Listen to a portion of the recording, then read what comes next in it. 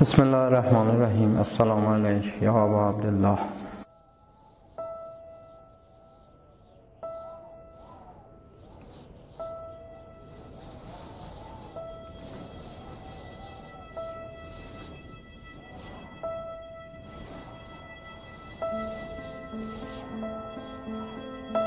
قطعا بر اساس اون آموزه هایی که علمای دینی بر اساس روایات به ما دادند، روزه هایی که برای اهل بیت برگزار میشه، خصوصا روزه بر امام حسین علیه السلام، بایستی 3 ویژگی توش باشد. یعنی ما در واقع بایستی وقتی میریم یه جایی روزه دنبال این 3 ویژگی باشیم تا اون چیزی باشد که مورد پسند اهل بیت.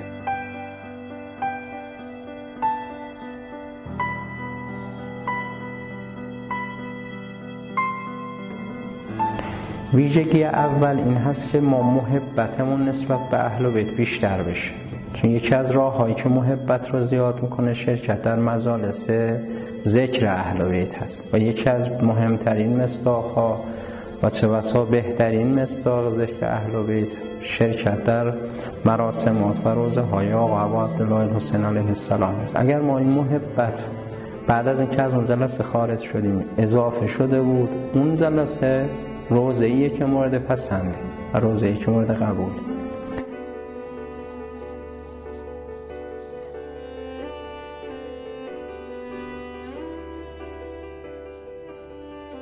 ویژگی دوم روزه که ما بایستی دنبالش باشیم این هست که درجه معرفت و ایمان ما رو اضافه کرده باشه. یعنی ما تو اونجا معارف دینی رو یاد گرفته باشیم، نرفته باشیم تو اونجا یه سری به اصطلاح حضوری صرفا پیدا کرده باشیم اومده باشیم بیرون. اگرچه حضور صرف هم نمیگیم بی تأثیره، چون به هر حال وقتی که شما توی فضای معطر، توی باغ معطر حضور پیدا بکنی، خواه نخواه بوی عطر اون جلسه رو میگیری، اما اون چیزی نیست که در واقع برد مؤثر و تأثیر گذار باشه برای هر فرد.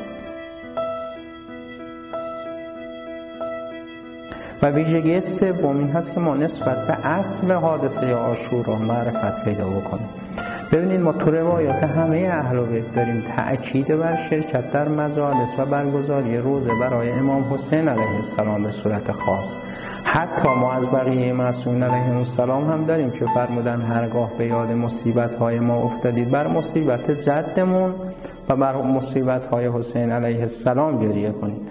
پس یه ویژگی خاصی تو حرکت امام حسین علیه السلام هست. به همین دلیل روزه‌ای مناسب هست و در واقع میتونه پاسخگوی نیازهای ما باشه که در اون ما نسبت به اصل حادثه عاشورا، هدف امام حسین علیه السلام، علت مبارزه کردن امام حسین علیه السلام، علت بیعت نکردن، علت جهاد کردن و درس ها و عبرت هایی که تو جامعه امام حسین هست رو انشاءالله ما بتونیم یاد بگیریم. اگر این 3 ویژگی رو داشته باشه ما بتونیم بگیم که این روزه مناسبی.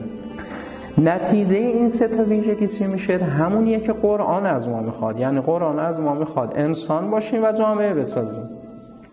میخواد ما انسان بشیم، آدم بشیم و جامعه رو بسازیم.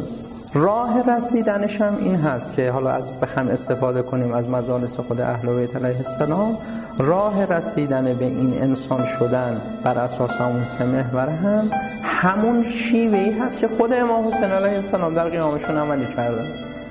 یعنی تو قیام امام حسین 3 شاخصه وجود داشت.